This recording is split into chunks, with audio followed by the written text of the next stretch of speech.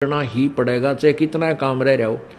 आज जो स्थिति आपकी है, यदि आप इसको अभी से सेट करके चलोगे कि परमात्मा आपकी इच्छा कभी ले चलियो, यदि आपने मोक्ष उद्देश्य रखना है, उसमें फिर अग्रम अग्रम नहीं रखनी कि यो काम रह गया, ऐसा नहीं हुआ, भगवान इतना और हो जाता फिर काम बढ़े, नहीं।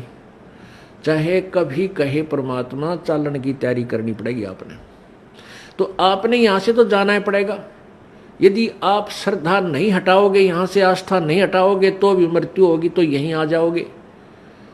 इस ज्ञान को आधार बना के और परमात्मा को साक्षी रख के जब भी चालन की तैयारी आवे, किसी समय आ जा, सहर्ष चल पड़े कि कभी ना कभी तो पीछा यहां से छुटवाना ही पड़ेगा।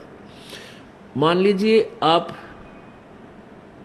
परमात्मा के मार्ग पर लगे हुए हो और आपके साथ कोई ऐसी घटना, वैसे तो मालिक घटना नहीं देता जल्दी सी, वो भी आपकी कोई त्रुटि होगी या परमात्मा की कोई और रजा होगी, उसमें वो आपके हित में ही होगी। जैसे जिसको हम अकाल मौत कहते हैं, तो यहाँ पहले तो अकाल मौत आपकी होगी नहीं, और होगी तो घनी आपके ऊपर मेहर होगी, कोई विशेष कृपा होगी, या आपका नाम टूट चुका हो।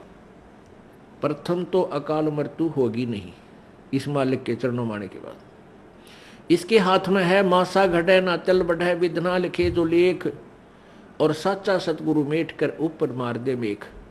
ये वो परमात्मा है जिस लिखे हुए लेख को, प्रारब्ध को कोई भी चेंज नहीं कर सकता। ये परमेश्वर कबीर देव उसको चेंज कर सकता, उस भाग्य को बदल सकता है। तो ये तो उसके साथ होगा जो हृदय से, तन मन धन से कोई मर्यादा भंग नहीं करता है, प्रभु के चरणों में लगा हुआ है।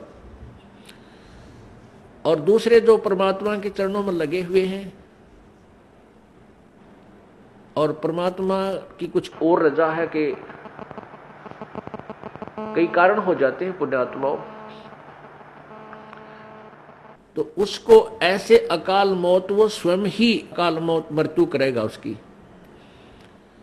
और तुरंत ही उसको दूसरा जीवन देकर पार करेगा। वो उसने अपनी आत्मा को देखना है। हम तो अपना स्वार्थ देखें।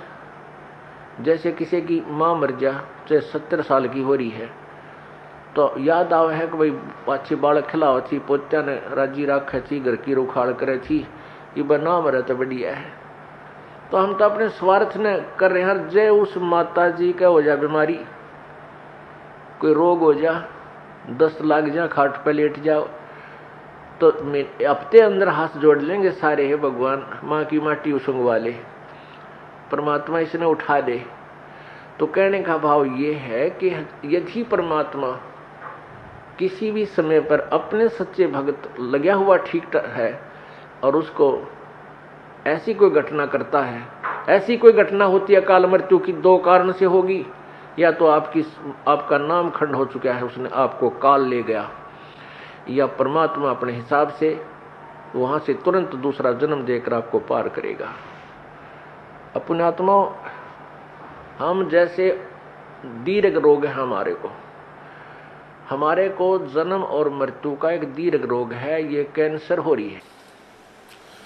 ये प्रभु का हॉस्पिटल है, ये सतलोक आश्रम बरवाला एंड करो था।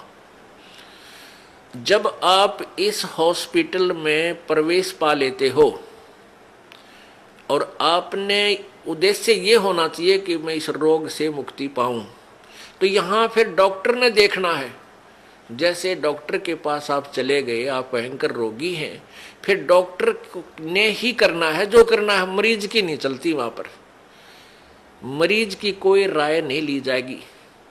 डॉक्टर जब चाहोगा इंजेक्शन लाओगा, जब चाहो उसका एक्सरे करेगा, जब उसकी रिपोर्ट लेगा, ब्लड चेक करेगा, ग्लूकोज चढ़ावेगा, इंजेक्शन लगाएगा, और हो सकता है किसी कारण से टांग भी काटनी पड़ जा जीवन बचाने के लिए, तो वो टांग भी काटेगा। तो वहां मरीज अपनी नहीं चलाता है, वो करबद्ध रहता है और डॉक्टर को समर्पण कर देता है कि जो आपको ठीक लगे वही करना। तो यहां आने के बाद आपने अपना अगर जन्म मरण का रोग कटवाना है, तो परमात्मा डॉक्टर है, कबीर भगवान हमारे। इस दास को आपका कंपाउंडर छोड़ रखा है, तो आपको जैसा भी यहाँ हो रहा है उसमें कोई, देखो एक तो आपको गड़बड़ होगी, नामखंड हो जानते हैं, आपका नाम टूट जाएगा, परमात्मा से आपका कनेक्शन खत्म हो गया। और दूसरा होगा